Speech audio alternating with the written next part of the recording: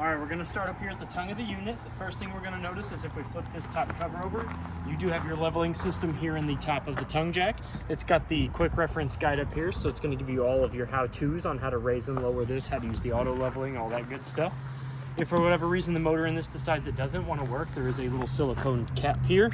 You can pull that off and you can put your crank handle down in there. That crank handle is in the owner's bag inside the cabinet that I'll show, that's inside the unit.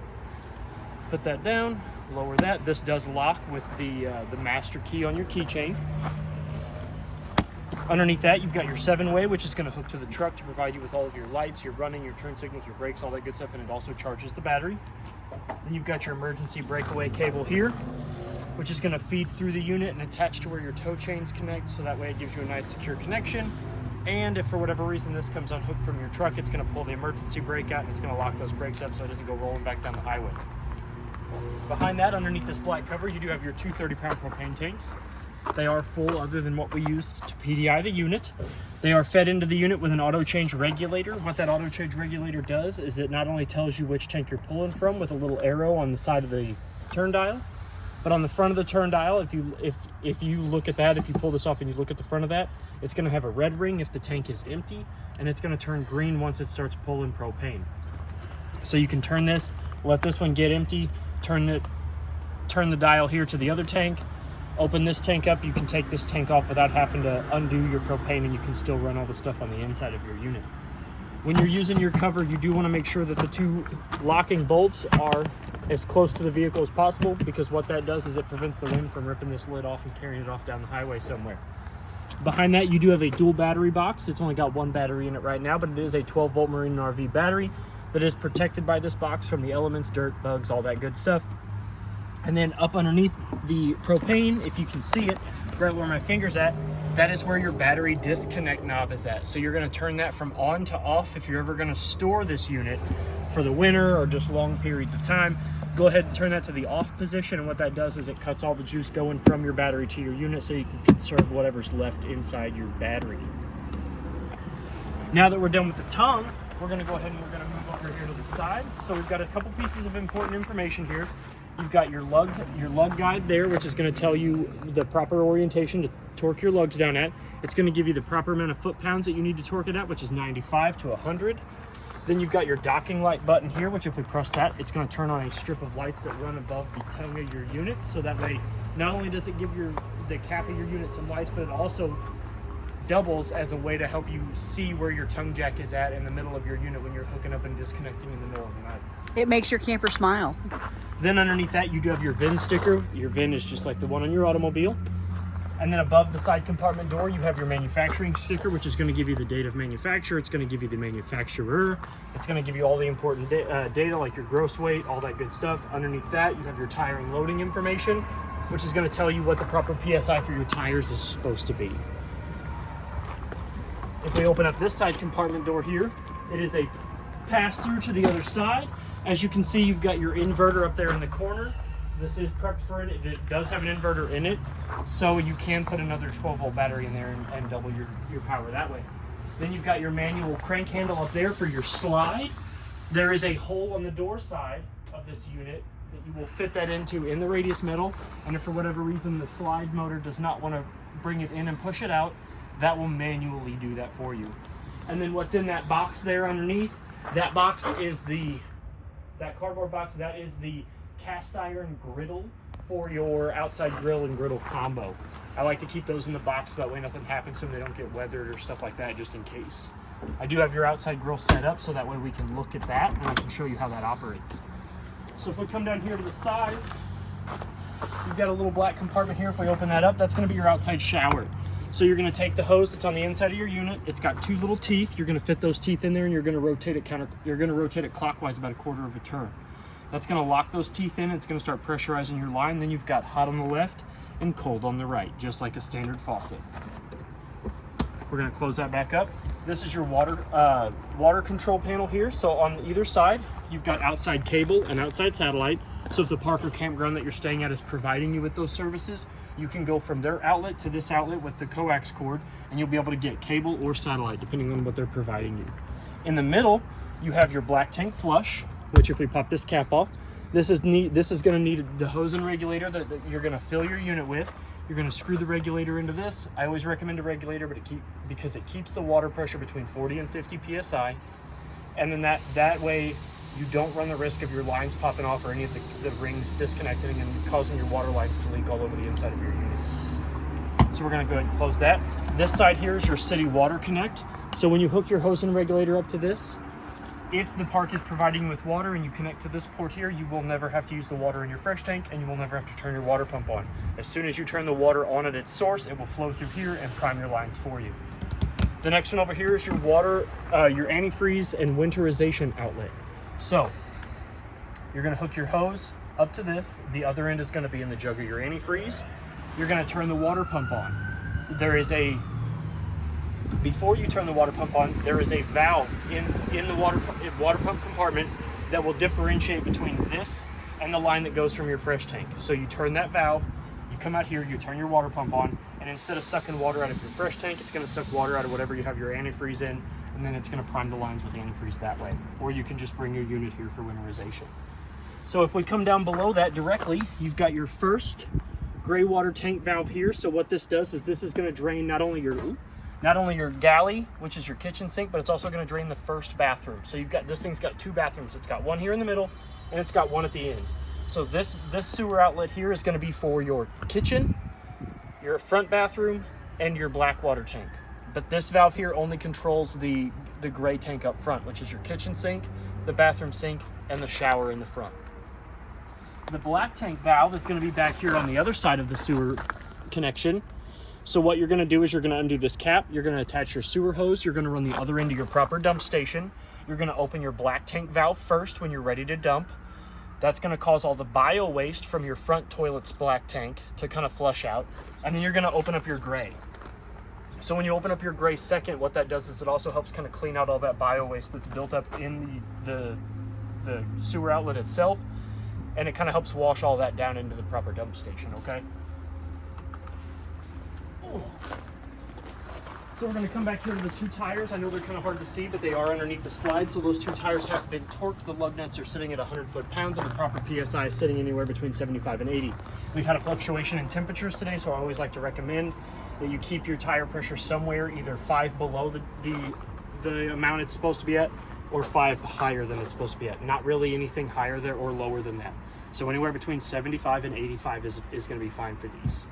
You do have a tire pressure monitoring system on the inside, so when you come to get this, I will hook that up for you and I'll show you how to do that, because it also registers if you have them on your vehicle. You can monitor them that way as well. You do have a slide side storage, which is just going to be storage in behind the stove. It does have a magnet, so you don't have to worry about holding the door open or holding it closed. And then up above this compartment door, you do have your range vent. So when you're in travel position, there is a black flap up in here. You do want to make sure that is closed when you're in travel, because the only thing holding this little flap in is 2 little tabs. And if you're going down the highway pretty fast, a strong wind can get up there, rip that out, and then you've got a direct hole back to the backside of your electronics above your stove. But when you're ready to cook, you just push up on these 2 tabs and lift out. And then that's going to open up your vents so that way you can run that fan and get that exhaust out of there. Behind the slide is your furnace vent. So this whole black panel here is the backside of your furnace. You've got cold air goes in the intake, hot air comes out the exhaust. This does get hot enough to burn your skin, and it does get hot enough to curl the hair on your arms while your furnace is running. So I always recommend to anybody that's got little ones that are going to be outside playing on this thing, if you've got your furnace running, tell them to avoid this. Tell them to don't touch it, don't play around it, because it does get hot.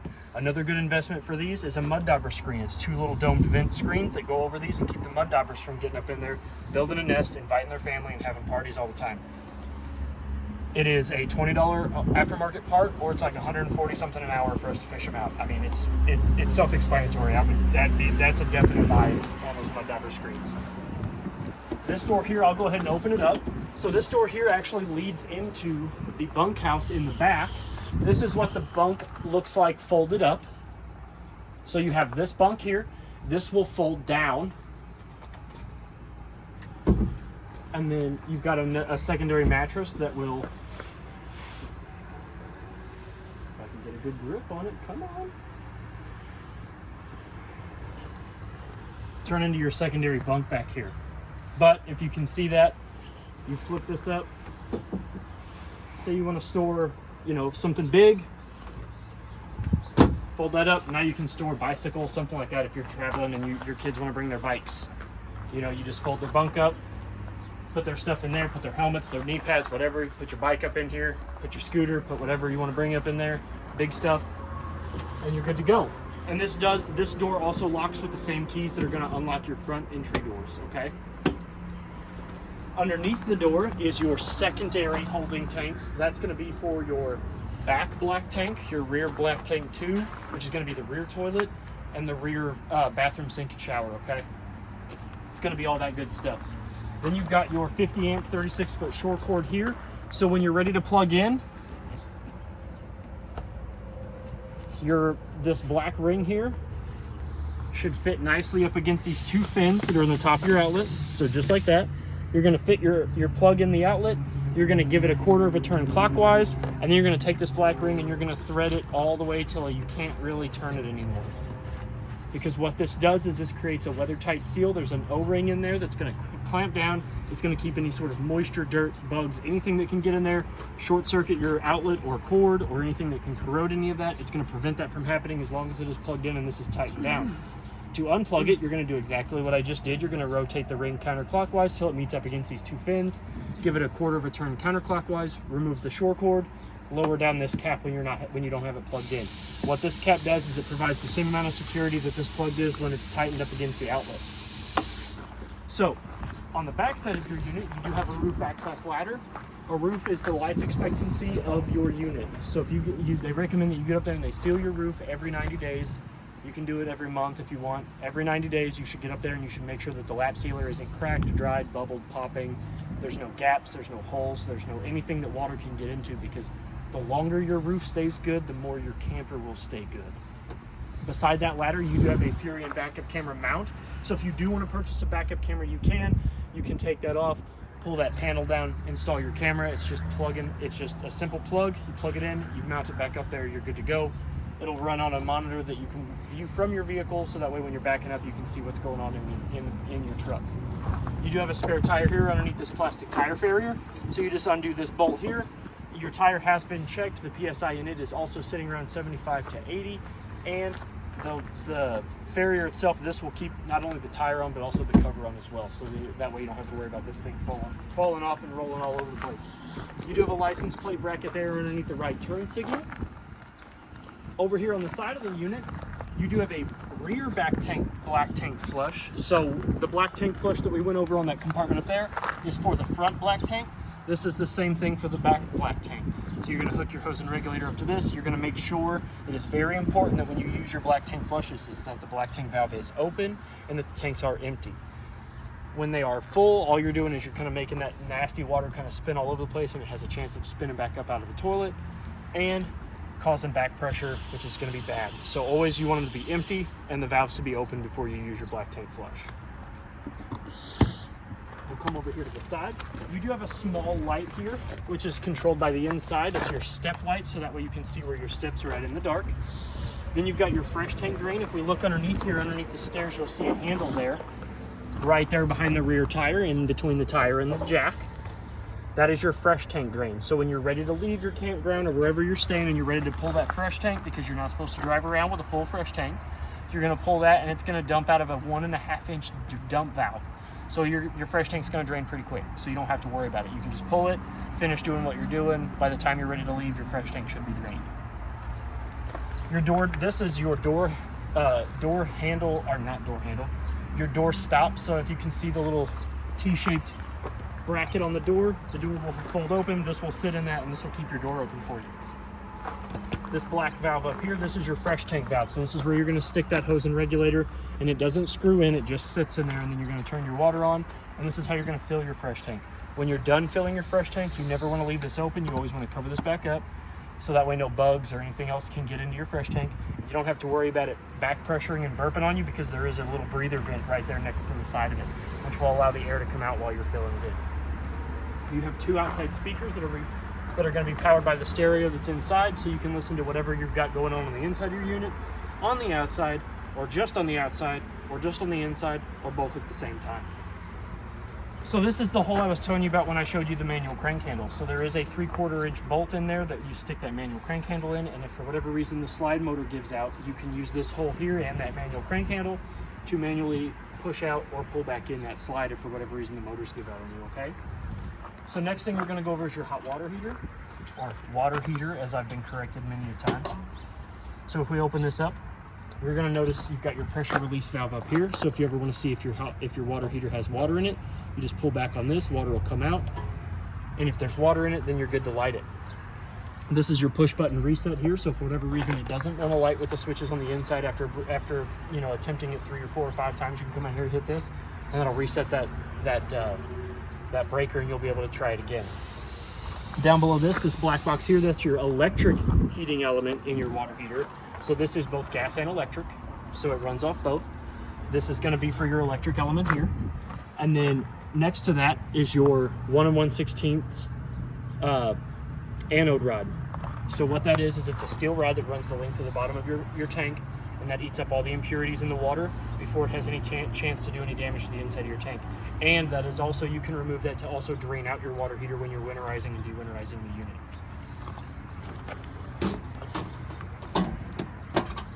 Next up, we got your outside grill combo. Like I said, the stainless steel griddle portion of the top part will sit into these 4 holes here.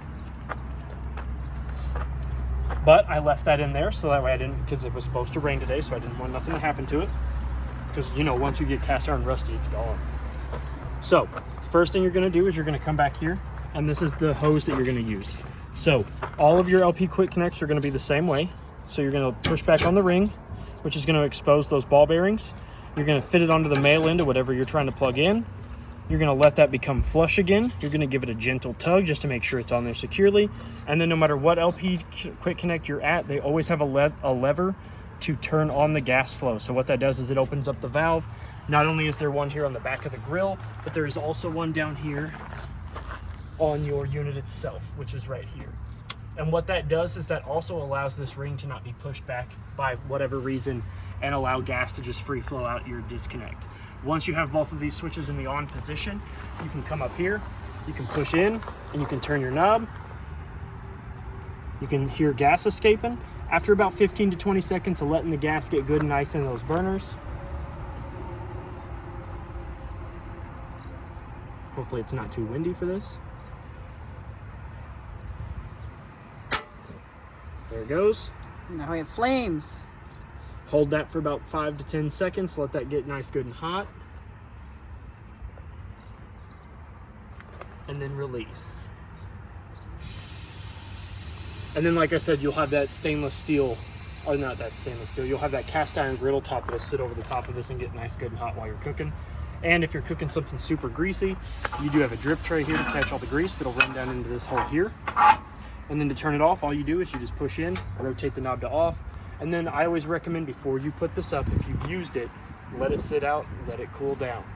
By the time we're done with our little video here, it'll be nice and cool, and it'll be put inside the compartment ready for you to go when you come and pick this up, okay?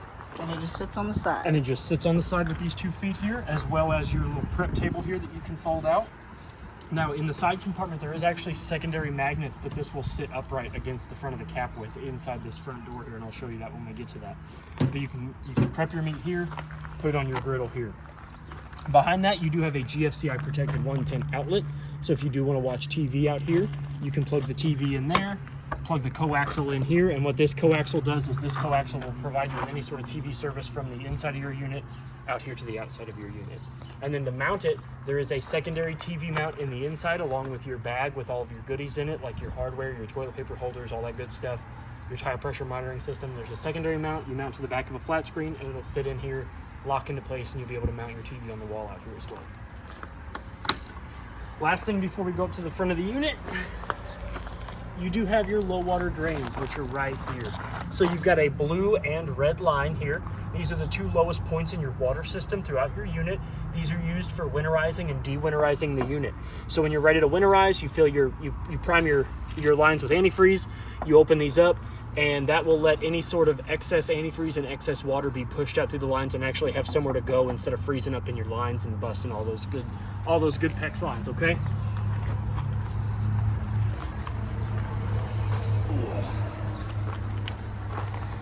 So now we're going to come up here to the front. We've got your front side compartment here, which is, again, it's that pass-through, like I said. So on this side, that's your pre-seasoned cast iron grill plate. This bag here is for either your outside grill or your shore cord, whichever one you want to put in it. You've got magnets up there to hold your 3/4 inch manual crank handle, and these 2 magnets here are for that prep table that's on the side of your unit. You'll pull it off. Here, I'll show you. This isn't hot. I don't have to wait for this to cool down. So you'll fold in the little leg, and then when you're ready to store it, you can just stick it up on those magnets, and it'll stay upright because those are pretty strong magnets. Just like it's identical to the ones that are holding your doors up. So we'll go ahead and close this.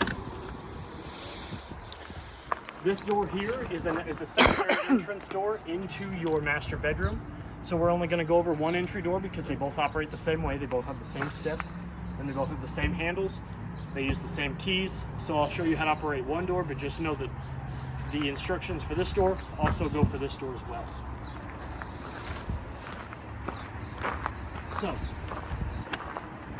first thing you want to do when you're bringing your steps up or down is you want to make sure your door is all the way open. When your door isn't all the way open and you try to bring your steps in, the door frame will get caught on these 2 guys here, and it'll do damage to not only the threshold but the side of your door, all that good stuff, and it won't look nice. So, this is how your steps and your handle should look when you're ready to go anywhere.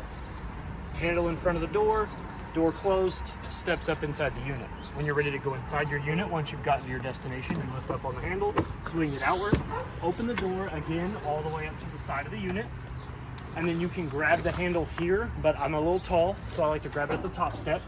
I'm going to bring the stairs down, and the first thing I'm going to do once I get the stairs down is I'm going to make sure that this black plate here is flush with the silver threshold of the doorway. What this does is if this is flush to the silver threshold, what it does is it allows this to close properly without doing any damage to the bottom side of your door, your steps, or the threshold itself. If for whatever reason this black plate is not flush with the silver threshold, you can come down here to the legs, and you've got 2 silver tabs here at the bottom that you can use to articulate these 2 legs here independently from one another. They have 15 to 18 points of articulation, so that should handle just about any sort of incline or decline that you have when you bring your steps down. So now that we've gone over that, we're going to go ahead and come up inside the unit. And the first thing I'm going to point out to you is that you do have a fire extinguisher there for inside and outside emergencies, okay? So that is one of 3 major safety features of this unit. One of the other ones being your smoke detector, which is that right there in the center of the living room. It's going to be just like the smoke detectors in your home. There's a test and mute button on the top. I always tell people every time you're using your camper, check those. Check the smoke detector, take a glance at your fire extinguisher, and then come around here to the front of this little cupboard here and check your LP/carbon monoxide detector. That solid green light in there means that it's not picking up any sort of loose propane or any sort of loose carbon monoxide that's going to be harmful to you or your family when you're hanging out in here. If you want to test that, you just press that center test and mute button. It'll beep a couple times, just like the smoke detector. It'll beep a couple times, and then you should see that solid green light come back on. As somebody that's survived a house fire, I always recommend that you test all 3 of these things when you're coming in and out of your unit, and you do it every time you're going to use your unit. It takes 10 seconds tops to look at all 3 of them while you're packing your stuff in to go out on it, have a good time on the weekend, okay? So we're going to start on this way. We're going to work our way around, and we're going to meet back up here. So if we open up this, you've got a nice big cabinet. You got spots to hang stuff in.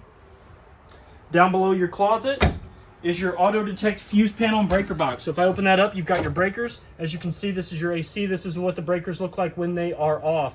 We flip that on. That's going to turn that AC on.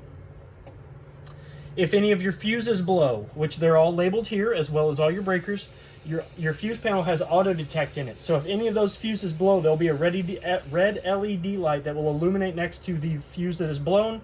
So that way you know exactly which one it is to replace, and you do not need to worry about trying to hunt it down. I always recommend people buying a little box of fuses. You need anywhere between 15 and 40, so you can get a little box of bladed fuses at the store, here, wherever. Keep them inside here. That way if one ever blows, you're not having to go and hunt all over the place for them.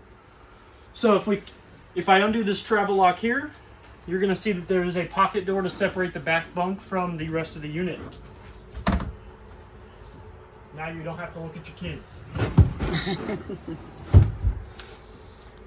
I'll let you come back in here.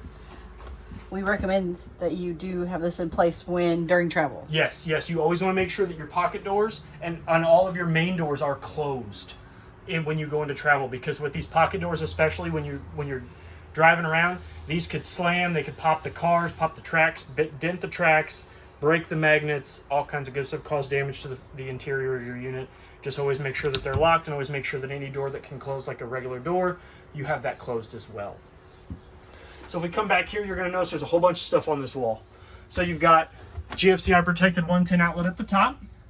You've got your coaxials down here at the bottom, which you do have two, so you can plug in two TVs. They are the same, so it doesn't matter which one you plug into. They are the same. They're wired the same. They go to a splitter. All it is so that way if you have two TVs.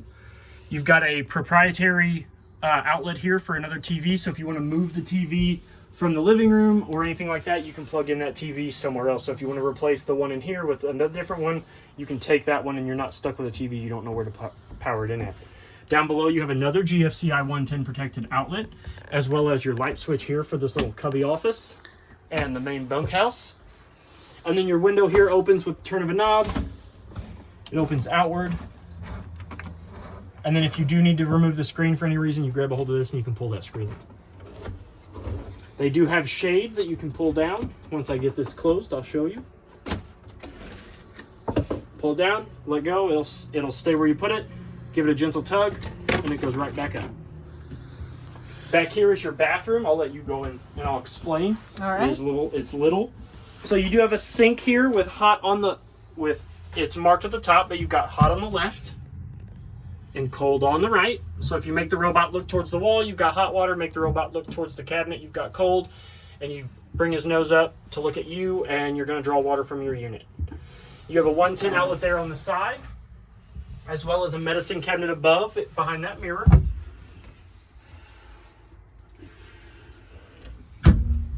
You do have cabinet space behind the sink there. You've got two ones for like your towels or your toothbrush, your cleaning supplies, all that good stuff there. And above the bathroom, you do have a fart fan back here. So the kids have eaten baked beans all day and they're stinking it up, and so you close the door and they're stinking it up. Way too much candy. So you can pull this down. You pull the little knob out. You rotate it counterclockwise. You're going to open your vent. Now there is a cover over this, so even if it is raining, you don't have to worry about your camper stinking. So you can open this up, and then you've got a 1 through 4 speed here, 1 being the slowest, 4 being the highest, and then this button turns that fan off. And then you rotate this clockwise to close your vent up, and then once you've got it closed, if you don't want their grubby little hands all over it, you just push that and lock it into position. Both of the toilets in this unit do have a 2-portion valve, so you lift up. If you put your foot halfway down it, water's going to come out, but there's no water attached, so just pretend water's coming out of that. It's going to fill your bowl. And then when you floor it, it opens the valve and it sends all that back into the black tank 2. Where it belongs. Where it belongs. Now that we're done in the bathroom, you do have 2 lights back here. We're not done. You do have 2 lights. So one switch will turn off the lights, the actual lights, and then the other one will turn off that strip of LEDs down there. I like to call that the don't wake the other person up light. You got to go to the bathroom and you're like, I don't want to blind them. You call it flashbanging. You don't want to flashbang your person back here sleeping, so you turn that on so you can see what you're doing. So, we saw the outside looking in. Now we're on the outside. Now we're on the inside looking at it. So this is what your storage looks like into that back door. You can still kind of get to it. You're going to lower this down. Let's see if I can do it without pinching my hand. Lower that down. This is your mattress. You unfold that. Now you've got your bottom bunk. On the wall of your bottom bunk, you have a GFCI protected 110 outlet, as well as a USB-C and USB outlet. The USB outlet pulls about 5.9 volts. The USB-C pulls about 9.11. So they are going to be more than sufficient to charge any sort of electronic devices, tablets, iPhones, phones, any of that good stuff that the kids are going to be hanging out back here with. And you have a light. And you do have a push-button manual light. Yep. That one is not connected to a switch. They did that so that way whoever's sleeping down here can either turn off their own light or leave it on. You're going to lower your top bunk. Now you've got your top bunk. They too have a manual push button light above their head. And they also have a USB and USB-C outlet. Again, that gets about 5.09 volts for the USB, 9.11, 9.12 for the USB-C. So again, they will lightning charge any devices. And then if it's a little one sleeping up here, you've got a ladder that will hook onto the side of this, and the feet will rest out and they can get up and out of the top bunk safely. I always recommend keeping the ladder up here unless you're actively using it. You do have AC vents above the top bunk, so if the kid likes to be cold, they're going to have to play Rochambeau over the top bunk because it's the only one that's got an AC vent over the top of it. This one does too, but again, two's better than one. You do have two storage compartments down here below my feet, so you've got one for one set of jammies and one for the other set of jammies. And a heat vent. And a heat vent. Ooh. There we go. And a heat vent that is turnable, so if you don't want it blowing up, you can turn it to blow down, all that good stuff. This does have room for an office chair, so you can put an office chair in here. Slide it in, close it up. Along this wall, that's your master GFCI outlet. This one has that test and reset, so if any of your GFCI outlets stop working all of a sudden, usually because either moisture got into them or they were tripped, you can come in here, hit that reset button, it will automatically reset the breaker, and you should be good to go. Up above the wall, this is where the magic happens. So you've got your Coleman Mach air climate control unit. So this is a touchscreen unit that will allow you to control Zone 1 and Zone 2. So you've got Zone 1, which is going to be back here, and Zone 2, which is going to be in the master bedroom. So in order to wake it up, you're just going to give it a tap. You're going to see it's going to say Zone 1. Right now we're sitting at currently set at 79 degrees. It is set for 74. You've got cool here, which is going to turn your air conditioner on. And you've got gas heat. Gas heat's your furnace. When you turn your gas heat on, you have no control over the fan. If you turn your air on, you do have control over your fan. I always recommend either fan high or fan auto. Never turn it on fan low. Fan low will produce just as much cold air as fan high, but it will not send it to the unit as quick as fan high, and it'll burn your compressor up that way. You're gonna, it building up pressure. Just like anything else, it'll build up pressure. It's gonna build up, it's gonna build up, it's gonna build up, but it's not letting it out fast enough, and it's gonna end up burning it all up, okay? Zone 2 has the same thing, only it does not have furnace access. So if we turn this off, you have electric heat in there. So the electric heat in the air conditioning unit that is in the upper bedroom. You do have heating coils in the air conditioning unit in the ceiling. So just remember that. You can turn on Zone 2 heating, electric heat, and it will blow warm air out of the air conditioner. So if the kids say, "I'm cold, Mom, I'm cold," they're back here, you can turn the furnace on, you can turn your air conditioner on up there, and you can have dual climate control. Or if they're hot back here, you can turn the air conditioning on, and if you're cold for whatever reason, you can turn your heat on up there, and it'll give you nice, good heat from the air conditioning unit up above your head. Now that we're done with that, we're going to move over to your WeRV control panel. So what this does, this is the brain of your unit. So you've got your first tab here. This is going to be your fresh tank reading. So before I go any further, you're going to notice that all of your tanks are going to read at all times. It's motion control. When it goes gray, all the lights will come off. This little guy here, this little HAL 9000 looking guy, you wave your hand over it, the lights will come on. So this is going to be your fresh tank. Then you've got your black tank 1, which your black tank 1 is going to be your front bathroom. Black tank 2 is going to be your rear bathroom. Gray 1 is going to be, I was wrong about the gray 1. So the gray one is the bathroom sink up front only. Bathroom sink and shower. Gray 2 is your kitchen sink and bathroom sink. So gray 2 controls these two sinks. Gray 1 controls your shower and your bathroom sink up front. Then you've got your battery level over here, which as long as the unit is plugged in, you're going to show all 4 of those lights. You want an accurate battery reading, go ahead and unplug your shore cord from its 50 amp service, and you'll be able to get an accurate reading. The next row of buttons here are your light buttons. So as you can see, this is your awning button. What that does is that runs a strip of LEDs that run the length of your awning. Ooh. This button here, the step, will turn on that little step light that I showed you that's out to the next of your steps. And if you see when they're on, they're a dark blue. Your interior lights turn on all the lights inside the unit. They're all also push button manuals, just like the ones in the bunkhouse. So if you ever hit this button here and say the one above our head here does not come on, just like that. Don't fret. Your first step of troubleshooting is come in, touch the center button, see if it's just off. The next one is your bedroom. So your bedroom is going to turn on, you can't see it, but that's going to turn on the lights that are in the bedroom in the front of the cat. Then the connect button here, you can actually connect this to your phone through the Bluetooth. So you're going to hit this button here, you're going to find the WeRV on your Bluetooth, you're going to be able to connect to it, and you're going to be able to do all of the functions here, except for I think you can program them. So I don't think they're set for this by default. I think they're just the lights by default. You can actually program it to turn all this good stuff on through your phone. So say you're out and about, you know, you don't want to come home to a dark camper, you don't want to try to find your way through it. Pull your phone out, open up the WeRV app, tap all your lights. You can turn your awning lights on, your step light on, all that good stuff as you're coming back up to your camper. The next row of buttons under here is your water heater. So this water heater here is your gas button. As you can see, it's a little flame icon. So you're going to turn that on. It's going to attempt to light your hot water heater on gas. You're going to hear it click a couple times, and then you should hear a whoosh. That's a very scientific term, whoosh. You're going to hear a whoosh. That's your pilot light attempting to light. If you don't hear the whoosh, after the couple clicks, you're going to hear that click again about every 30 seconds until it gets to its fifth one, and then you're going to want to go out and you're going to want to hit that reset button in the water heater compartment. If, for whatever reason, it does not light, you're going to see this little DSI fault light. It's going to light up red. That means that you need to go outside, you need to hit that button that I showed you inside the water heater compartment. This next button over here is your water heater and electric. So what it does is it's going to heat up the heating coils that are in the bottom of your tank, and it's going to heat your water up a little bit slower than gas, but it will get it to that temperature, I promise you. So what I like to recommend to people is when they want their water to get good and hot, get it good and hot with the water heater button, then turn that off to save your propane and turn the electric on. As long as you're plugged into the shore cord, you'll be fine. Get it nice, good and hot, plug this on, turn that on, and get your water staying good and hot, and you don't have to worry about it.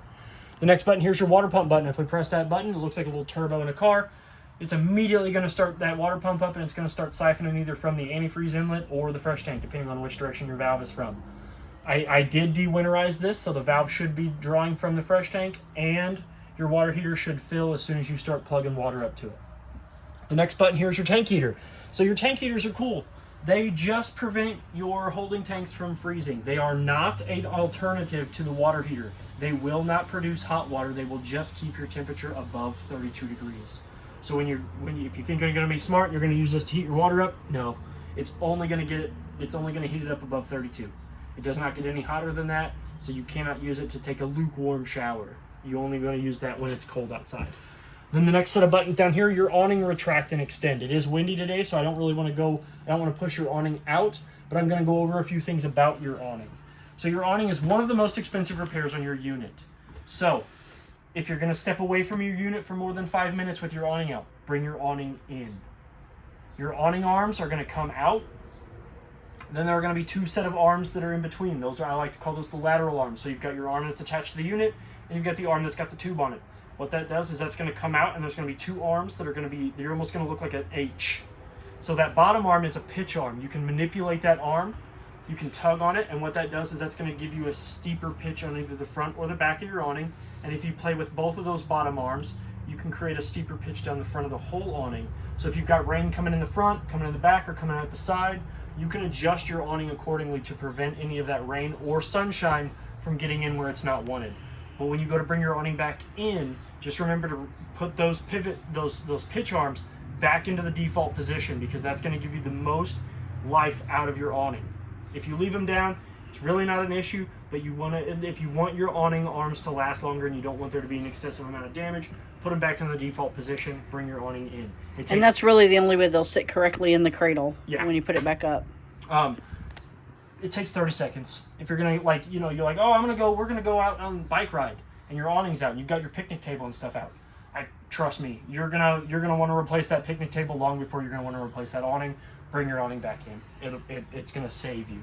And then the next button here over to the right of it is your slide button. And what that does is that brings the slide that's got the stove, the refrigerator, and your armchairs in and out. You're going to hear it. When you hold in, it's going to come all the way in until you hear like again, another very scientific term. Chung, chung, chung, chung, chung. That's the teeth not being able to go anywhere. Once you hear that about 2 or 3 times, let go of that button.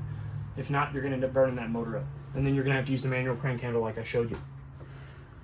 So then we're going to come around here to the front of your kitchenette. You've got your Magic Chef glass spin top microwave, just like the ones in your home. It's got all the same forms, features, and functions. You've got your goodie cabinet. That's going to have your outside hose, your bag that's going to have all of the ends for your paper towel holders, or not your paper towel holders, your regular towel holders, your toilet paper holder, all that good stuff. It's going to have the manuals in there. That binder has got a history of Rockwood, which is really nice to look at how far they've come in the past. Well, I think it's like 30 years. 50. 50. Yeah. How far they've come. Really neat. That Pro i5 water filter back there. So if you're staying in a place and you're kind of hectic, you're kind of about the water, you can actually hook that up to your hose before you put the other end of your hose into your fresh tank, and that'll filter out the water from its source before you put it into your fresh tank. Or before you hook it up to your camper. Yeah.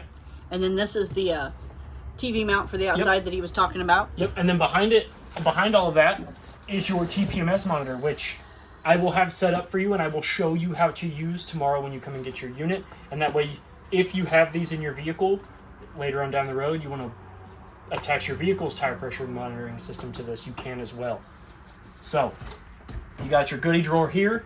Down below that, you've got your sink. So you do have 2 racks here, so if you only want half a sink and you're drying dishes with the other half, you can roll one of these up, stick it anywhere you want.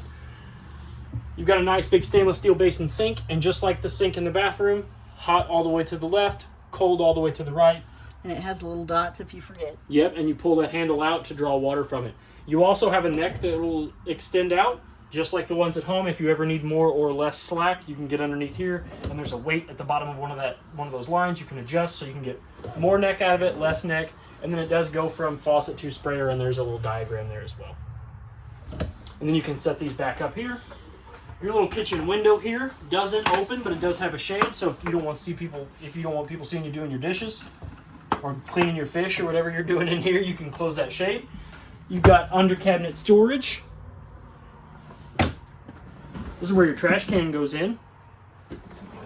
And then under here's your furnace. So this is where a lot of your heat's going to come out at, okay? So you don't want to cover that up. So next on this wall, you've got above stove storage up there. So like if you want to put your blender, your margarita mixer, your food processor, your little slap chop or whatever it is you've got, you can put it up there. You've got a light switch here to turn on and off the light above your stove so you can see while you're cooking in the dark. Fan button here. It's a lot like me in the morning. It's a little bit slow start. Go ahead and turn that back off. Got a 110 outlet there back in the back, which also protected by the GFCI outlet. You've got counter space back here. So if you've got a blender or, again, a margarita machine, I'm not saying anything, but a margarita machine will fit back there. Nice.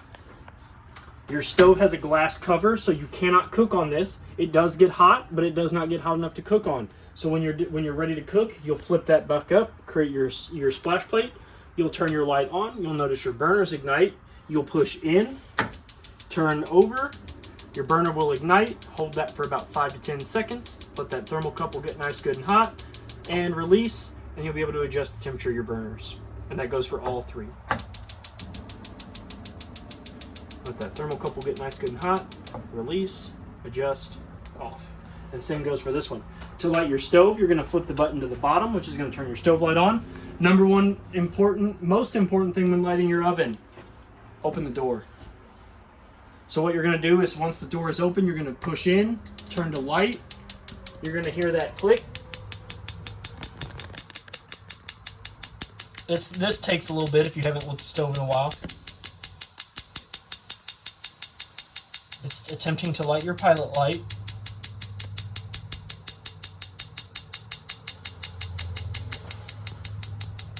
There it goes. Once it's lit, hold that for about 3 to 5 seconds, anywhere between 3 to 5 or 10 or 15. Let that thermocouple get nice, good, and hot. That pilot light will stay lit. Turn the switch off, turn it on, and boom. There it is. Once you're done, flip it to off. Now, I always recommend again, I know I sound like I'm nagging, but I'm really not. If you've used your oven for a little bit, you've baked something in there, you're done using it, just close it, let it vent out a little bit. Let all that extra gas fumes and stuff get out there, because that's why it's so important to open this with the door open, is to let the fumes kind of build up, the fumes that have built up escape, okay? Underneath that, more storage for your pots and pans. Snacks. Oh, I do this every time.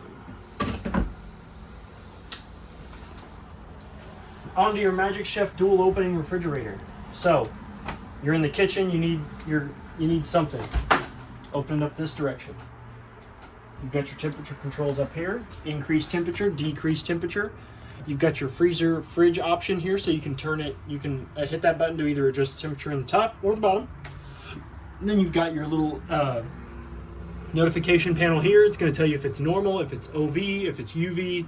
Then you've got your power button here. You hold that for 5 seconds, it turns your refrigerator off. Will it tell me if I'm normal? No. No. If you're sitting here watching TV and you need something from the refrigerator, you can open it from this way. Ooh. Now, don't ever open them up at the same time. Actually, they fixed that. You can't do it. I doubt it. Try it. No. Nope, I ain't doing it. You can't do it. They fixed it. Freezer opens up. This slides back so you can get down to your ice cream drawer. No, I've got PTSD from pulling these dual hinge doors off. I promise you, they fixed it. All right, come here. Oh, yeah, look at that. They did. They did. So we're going to move on to your armchair. You got a manual push button light above your slide. Fire escape window behind us. Same pull down shade.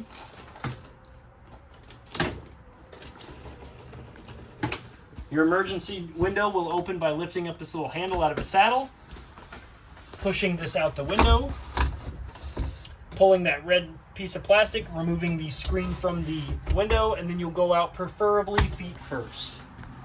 This window on this side opens up with the turn of a knob. I would not try going out this window. No, you have to be really skinny. And then the same way, this screen opens up by pulling this out. Over here on the right side of me, you've got a little window that's got the same type of shade, and this one opens up by pinching the two tabs towards each other and then lifting up, and the screen will also move up as well. Your armchair area, each side of the armchair in between the wall and the seat has a little handle there. You pull that, that'll recline your seat back.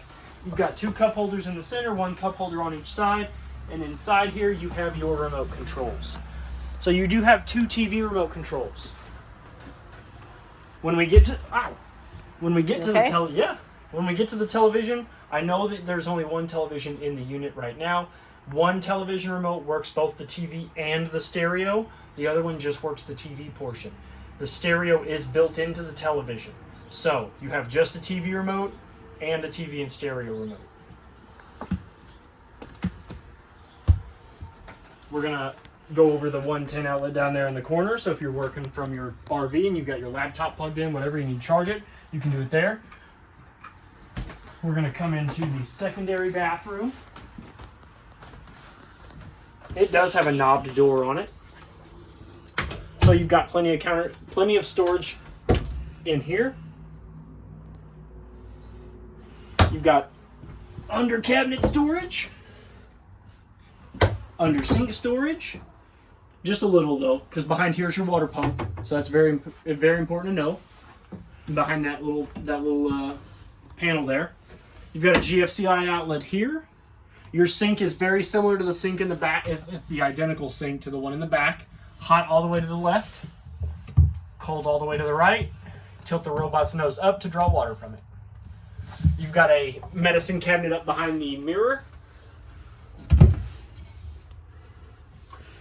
And then you've got two light switches here. One for the, I don't want to blind somebody who's sleeping. And then you've got the interior lights here. Again, you've got another fart fan up here in the ceiling. Counterclockwise opens the vent, just like the one in the back. Clockwise closes it. Push up to lock it. Speeds 1 through 4, off. Your 2-portion valve toilets, identical to the one in the back. And then your shower, you've got a skylight so you can shower in the beauty of nature if you want.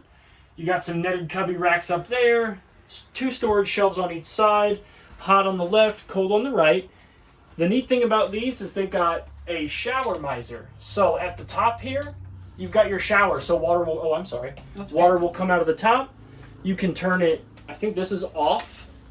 If I'm remembering correctly, I think it says. I can't see. So it says off. Yep. So sticking out is off, and then so say you're boondocking it, you don't want to waste your water. You want your water to get good and hot. So you flip this down, turn your hot water on. The water that comes out of this will go back into your fresh tank, and then you'll know when it is hot because this little piece of pipe here will change colors. It will become a lighter color, and then you'll know that your water is hot, so you can flip this up to shower and conserve all that water while you're waiting for it to get nice, good, and warm. Your door is a 3-panel shower door that you do need to have in this position and travel locked when you're ready to leave, okay? To unlock it, you're going to lift up on the handle, and you're going to slide the 3 compartments over this direction. Now, you can open it from the other direction.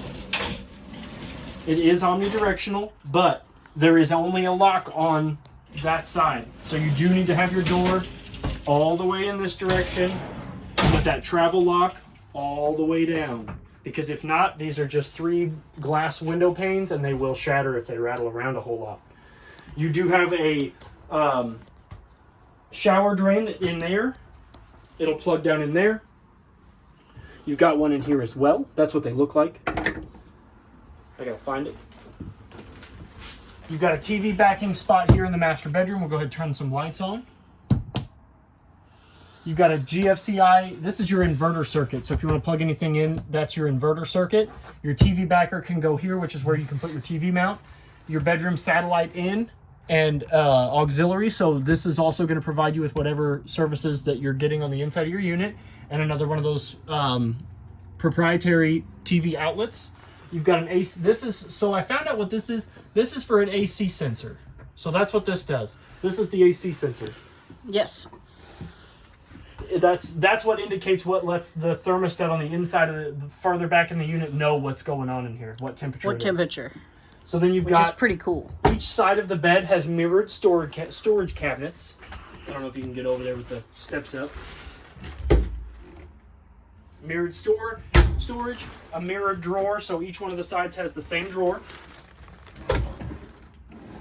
Carpeted little nightstand here on either side. The neat thing about these is behind them you have a 3-tiered storage cubby. So you've got a top one, a middle one, and then down below is a bottom one. So that's where you can hide all your good snacks. All your good. So nobody can find them. Yep.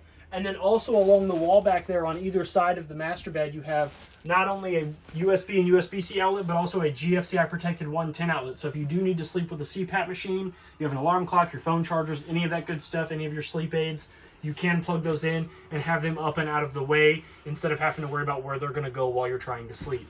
Up above your head, you do have one large compartment that is got 4 individual doors on it. But you can store blankets and stuff in here because, I mean, it's deep. Super deep. And then up above your head, you do have some AC louvers. There's actually 4 in here, as well as the secondary AC. Your lights in here, this switch is weird because it works off of the WeRV, so you can turn it. It goes back to a default off position. And then behind you, there is the steps, which we've already went over the entry steps on how to get in and out of the unit. Those are identical. You always want to make sure that that black plate is flush with the silver threshold. If it's not, articulate them with the legs and the silver tabs underneath the legs, okay? We got two more things we need to go over before we can call this one done, which is the sleeping / dinette. So right now, this is what it should look like in travel position. You want to keep it in this position to travel. So in order to get it to the dinette, you're going to lift up on the cushion, slide these guys back, put your cushion up. I always like to leave one up while I grab the table. Grab the table. Pull up on the table. So he put his foot on there to make it easier, and he slid it towards him. Yep, slid it towards me. It accordions outward, and then your table will lock into place with this little guy here. And then when you're ready to put it down, you can do that again. I just unlocked it, but see what I did? I'm putting my foot there to stabilize the bottom, and then I'm pulling up on the table, pushing it up, and then that little knob there will lock the table into place, and then you can lay your cushion back down. It always goes bottom cushion down first, and then top cushion on top of that because there's Velcro strips on it. Ooh, upside down.